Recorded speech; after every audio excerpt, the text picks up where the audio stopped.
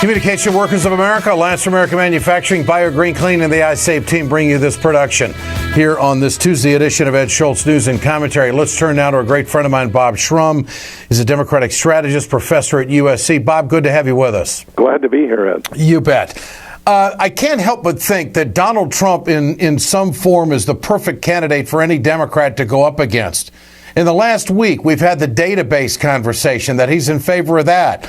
Now he's out saying that he saw thousands upon thousands of people cheering when the World Trade Center buildings fell down on September 11th. And yet he continues to poll ahead in double digits ahead of Carson, Rubio, and Bush. Bob, have you ever seen anything like this or ever seen a candidate like this? No, and I think it reflects the fact that the Republican Party and the Republican primary process have been taken over to a greater extent than ever before by the far right, by people who are angry, by people for whom conservatism has become not a set of principles, but a set of grievances and insecurities. And Trump appeals to these folks.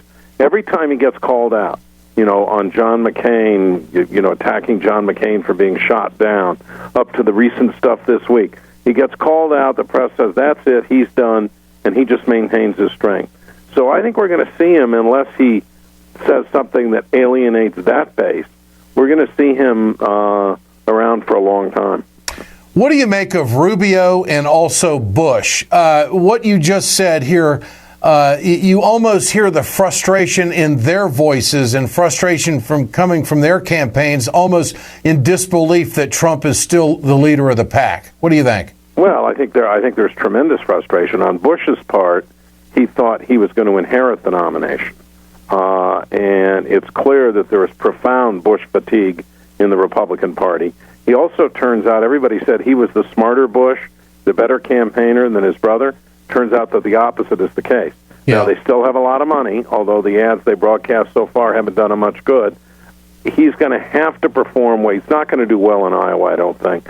He's going to have to perform well in New Hampshire and then make some kind of real impression, comeback in South Carolina, or he could actually, despite all his money, be, whether he's out of the race or not, an absolute also-ran. It seems like, Bob, the Republican strategy for fighting ISIS is to just demagogue the hell out of it, say you're going to bomb the shit out of them, and that, of course, is what Trump has been saying, and you're going to eliminate him, you're going to throw all the military at him. It's amazing how elementary the conversation is, yet terrorism seems to be trumping the campaign right now. Is this conversation going to continue? Is this going to overshadow a lot of other things that candidates would rather talk about? Well, it depends on events. I mean, if there is another terrorist attack in Western Europe, or God forbid here, that's successful, it will become a bigger and bigger issue. This is, and I think I've said this to you before, another version of John Kennedy's long twilight struggle. This is not going to get solved in a day. It's not going to get solved in a month. And I think George W. Bush once said it. It's going to a fight that's going to go on for years. And one of the things that was interesting and encouraging in some of the polling data I've seen recently was people trust Hillary Clinton, for example, more than they trust any of the Republicans to deal with terrorism. Yeah. But you got to notice how cautious most of them are being.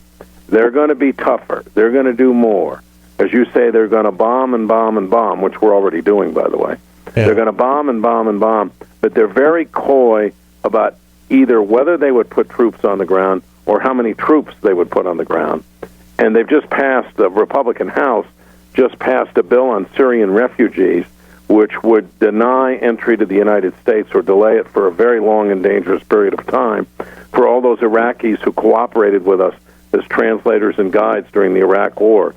So wouldn't it be great? We send boots on the ground, but at the same time we send the message that if you do anything to cooperate with those boots on the ground, with those American troops, you're not going to be taken care of when the fight's over.